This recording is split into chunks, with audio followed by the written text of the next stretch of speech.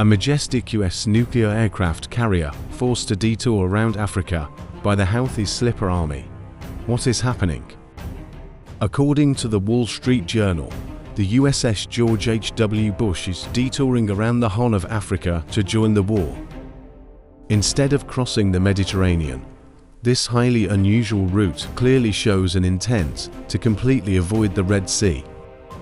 Fearing devastating attacks by Iran-backed Houthi forces. This is not a rumor. USNI News has officially confirmed it. The carrier is currently sailing near Namibia, accompanied by 3 destroyers and a supply ship, taking a massive detour. A 100,000-ton nuclear carrier from the East Coast could normally reach the Middle East in 10 days via Gibraltar. Now, it is circling the southern tip of Africa, doubling its journey and burning tens of thousands of extra tons of fuel. Why is the US military so intimidated?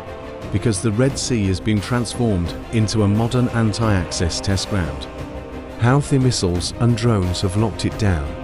Since the USS Eisenhower crossed the el-Mandeb Strait in late 2023, not a single American aircraft carrier has dared to take that route for over 2 years. The Houthis have real weapons.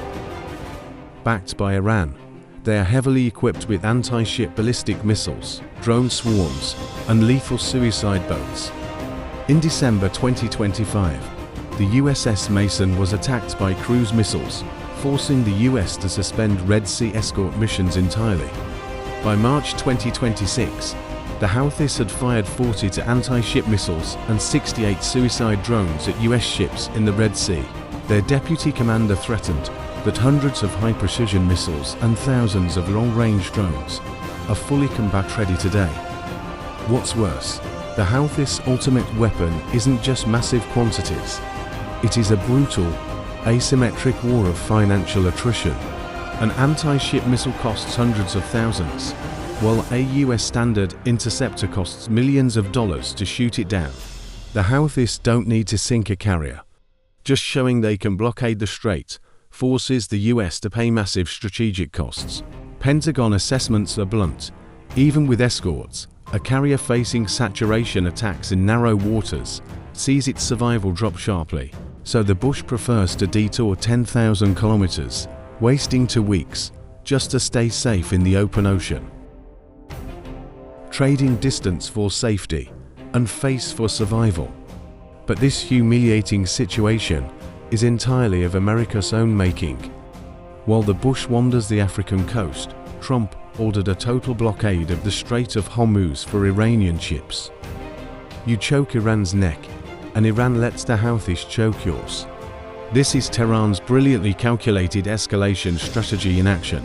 Unleashing the Houthis to blockade the Bab el-Mandeb is a trump card to ensure Gulf nations suffer the consequences too. Crisis Group warns that if the strait closes entirely, global oil prices could easily skyrocket to $200 a barrel. A carrier's detour reflects the total collapse of the Middle East chessboard.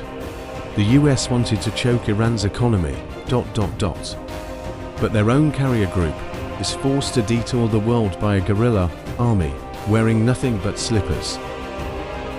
On April 14th, the UN Secretary General urged a ceasefire, stating US-Iran peace talks are highly likely to restart soon.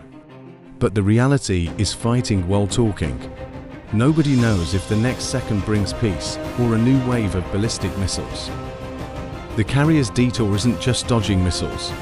It is the ultimate portrayal of America's completely failed Middle East strategy. When a $10 billion hegemon retreats from cheap asymmetric weapons, the wake of the US carrier reflects the twilight of an old era.